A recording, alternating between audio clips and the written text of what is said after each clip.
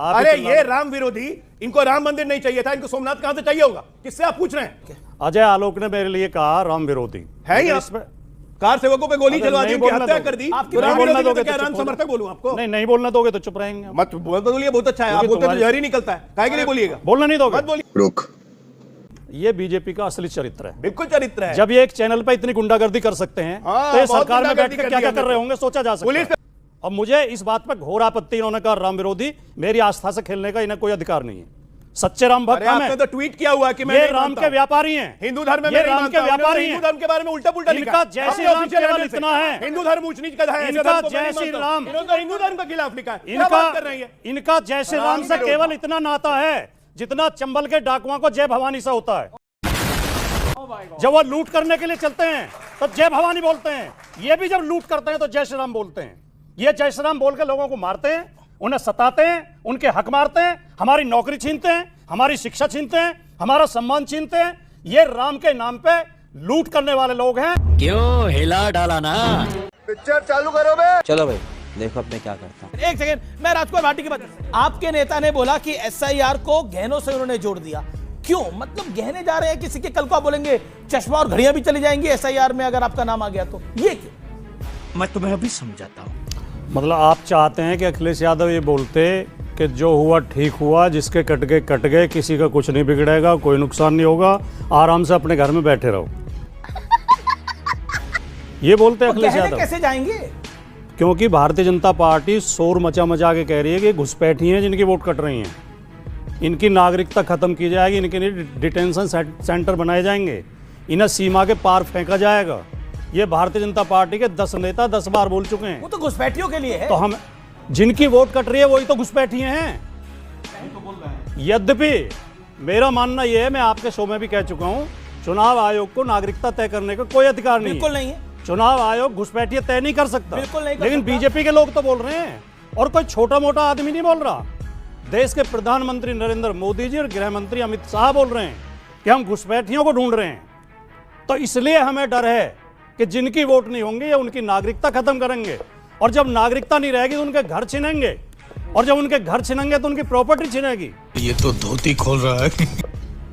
इसलिए हमने कहा कि अपनी वोट बनवा लो। जिनकी वोट कट गई हैं, जिनके साथ ये धोखाधड़ी कर रहे हैं, वो जाके अपनी वोट बनवा लो। वो तो प्रेरित कर रहे थे मतदाताओं को। कुछ गलत बात तो अखिलेश जी ने कही नहीं, एकदम शुद्ध राजनीतिक बात कही है। इंडिया की पुलिस जो है, बंगाल जो कि अलग कंट्री बन चुकी है, वहां पे जाके रेड करती है, और आप कहते हैं कि ममता जी को बुरा ना लगे। ऐसा हो सकता है भाई? अलग स्टेट, अलग कंट्री, अलग देश है बंगाल, अलग देश बन चुका है वो। अब मैं आपको बताता हूं अलग देश क्यों बन चुका है। जी बोल। इलेक्शन कमीशन ऑफ इंडिया के ऑफिसर्स को आपने देखा है क्या हालत पिछले 2 महीने से कर रखी है। सीबीआई वहां पे गई थी अरेस्ट करने, चिटफंड स्कैम में उनको अरेस्ट कर लिया। ईडी ऑफिसर्स गए थे संदेश खाली में, उनको विरुलेंटली अटैक किया, इंजर्ड हुए, उन पे सेक्सुअल असॉल्ट और रेप चार्जेस लगा दिए।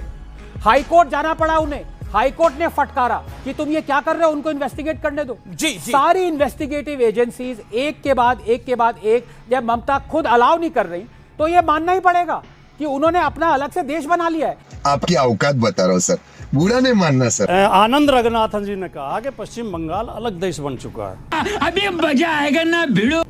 तो यूपी तो इसी देश का हिस्सा है।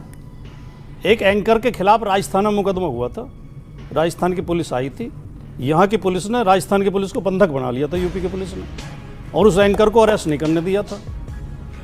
यह घटना आपको याद नहीं है क्या? याद है। एक मुकदमा पंजाब में हुआ था, पंजाब की पुलिस को यहाँ की पुलिस ने लताड़ के बाहर निकाला था, खदेड़ के। तो आपको यह घटना याद नहीं? बेचारे भूल गए होंगे, टेंशन बहुत है ना। जब हम सेलेक्टिव मामले उठाते हैं नहीं, क्योंकि बीजेपी की मदद करनी है, बीजेपी की जी हजूरी करनी है, इसलिए हमें विपक्ष में ही सारी कमियां दिखाई देती हैं। मैं 2 सवाल उठाना चाहता हूं, केवल मेरे 2 सवालों का जवाब कोई भी दे दे तो मैं आगे नहीं बोलूंगा। नंबर 1, ईडी की सारी कार्रवाई विपक्ष के नेताओं के खिलाफ ही क्यों होती है? नंबर 2, ये सारे छापे जो चुनाव के समय पे क्यों पड़ते हैं? जिस स्टेट में चुनाव होता है उसी स्टेट में ईडी पहुंच जाती है। मैं दूं जवाब? क्या ये नहीं देना? आपका नंबर आएगा, हमें कहने दो अपनी पूरी बात। इतने उतावले क्यों हो रहे हो बीजेपी की सहायता के लिए? नहीं, इतने उतावले मत हो। आराम से लेने का। हाँ, हमें भी हक है बोलने का। झूठ मत बोल। नहीं, आप प्रवक्ताओं की तरह मत अड़ो। बोलिए। प्रवक्ताओं की अरे मैं मत करो। कल किसी और आप प्रवक्ता नहीं है, कल किसी और पार्टी आप प्रवक्ता नहीं है। बोलिए। हो सकता कोशिश कर रहे हैं बीजेपी बना देगी, आप जैसे लोगों को बना देती है बीजेपी, नंगा करके नहला रहा है। क्योंकि जो कल बीजेपी में आ सकते हैं आप सुनिए, मैं कभी जीवन में नहीं आऊंगा इतनी गंदी पार्टी में, अब तो 6 महीने में आने वाले हैं। कांग्रेचुलेशन। आप भविष्यवक्ता हो क्या? आप ज्योतिषी हो? बोलिए। अच्छा बोलिए पत्रकार बन के आए यार, पत्रकार बन के खड़े रहो। क्यों चमचागिरी करते हो? बोलिए। क्यों भिड़ रहे हो बीच में? बोलने दो हमें। चलो मेरे सवाल का जवाब आप दे देना अगर आप में हिम्मत हो तो। कि जिन 50 नेताओं के ऊपर बीजेपी ने भ्रष्टाचार के आरोप लगाए थे, जिनके खिलाफ बीजेपी जुलूस निकाल रही थी, जिन पर 70 हजार करोड़ का घोटाले का आरोप लगा रही थी, वो जैसे ही बीजेपी के साथ आए उनके सारे अपराध माफ कैसे हो गए? इन दो सवालों का जवाब दे दो तो हम आपके सवालों का जवाब दे दें। पंडित नेहरू सेकुलरिज्म निभा रहे थे। मैं एक लाइन में आपको बात बताता हूँ, देख लीजिए, सुनिए। पंडित नेहरू ने लियाकत खान को चिट्ठी लिखी, माय डियर नवाबजादे, तुम चिंता मत करो, सोमनाथ मंदिर का दरवाजा जो लूट के ले गए थे काबुल में, वो वापस हम नहीं लगने देंगे, उसकी आपको फिक्र नहीं करनी। पंडित नेहरू ने दूसरी चिट्ठी लिखी केएम पानीकर को, चिट्ठी है ऑन रिकॉर्ड चिट्ठी है। हाँ बेटा, लगता है तुम खा के ही मानो। सोमनाथ मंदिर को लेके जो जवाहरलाल नेहरू के बारे में ज्यादातर बातें बोली गई हैं, वो व्हाट्सएप यूनिवर्सिटी की उपज हैं, उनके कोई तथ्यात्मक प्रमाण नहीं है। जवाहरलाल नेहरू ने जो खुद बोले हैं सोमनाथ मंदिर को लेके, वो भी व्हाट्सएप यूनिवर्सिटी है। अरे ये राम विरोधी, इनको राम मंदिर नहीं चाहिए था, इनको सोमनाथ कहां से चाहिए होगा? किससे आप पूछ रहे हैं? ये लोग एक ही पंथ में हैं, एक ही पंथ, हिंदू विरोध, देश विरोध, इनका इकलौता एजेंडा है।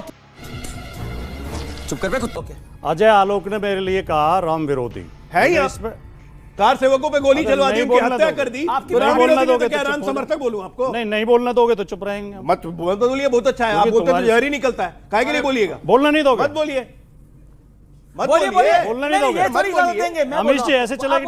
मत बोलिए, प्लीज बोलिए, आप बोलिए। ये बीजेपी का असली चरित्र है। बिल्कुल चरित्र है। जब ये एक चैनल पे इतनी गुंडागर्दी कर सकते हैं, तो ये सरकार में बैठ के क्या क्या कर रहे होंगे सोचा जा सकता है। पुलिस पे पत्थर ये किस तरह विपक्ष की आवाज को दबाते हैं, किस तरह विपक्ष की आवाज को दबाते हैं। अब मुझे इस बात पर घोर आपत्ति, इन्होंने कहा राम विरोधी, मेरी आस्था से खेलने का इन्हें कोई अधिकार नहीं है। सच्चे राम भक्त हम हैं। आपने तो ट्वीट किया हुआ कि मैं ये राम के व्यापारी हैं, हिंदू धर्म में ये राम के व्यापारी हैं। हिंदू धर्म के बारे में उल्टा पुल्टा लिखा। इनका जय श्री राम केवल इतना है, हिंदू धर्म ऊंच नीच का है, इनका जय श्री राम, इन्होंने तो हिंदू धर्म के खिलाफ लिखा है। इनका जय श्री राम से केवल इतना नाता है जितना चंबल के डाकुओं को जय भवानी से होता है। क्या बात है सर, क्या बात है सर।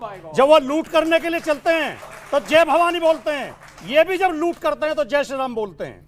ये जय श्री राम बोल के लोगों को मारते हैं, उन्हें सताते हैं, उनके हक मारते हैं, हमारी नौकरी छीनते हैं, हमारी शिक्षा छीनते हैं, हमारा सम्मान छीनते हैं। ये राम के नाम पे लूट करने वाले लोग हैं। पंडित नेहरू ने सोमनाथ के साथ इंसाफ किया था। पंडित नेहरू सोमनाथ मंदिर बनने के खिलाफ नहीं थे, वो ये जरूर चाहते थे कि इसमें सरकार इन्वॉल्व ना हो ताकि देश धर्म पंथ निरपेक्ष बना रहे। पानी क्यों ना इन्वॉल्व हो? और ये इस देश का सौभाग्य था। पानी क्यों ना इन्वॉल्व हो? अब एक वक्त तो बोल लो। हाँ बोलिए। ये देश का सौभाग्य है कि इस देश को पहला प्रधानमंत्री पंडित नेहरू जैसा सौभाग्य है, शानदार आदमी मिला। बिल्कुल सौभाग्य। उन्होंने देश को प्रगति के रास्ते पे बढ़ाया। बिल्कुल सौभाग्य। अगर मोदी जी मिल गए होते तो ये भारत भी आज पाकिस्तान जैसा हो गया होता। खत्म।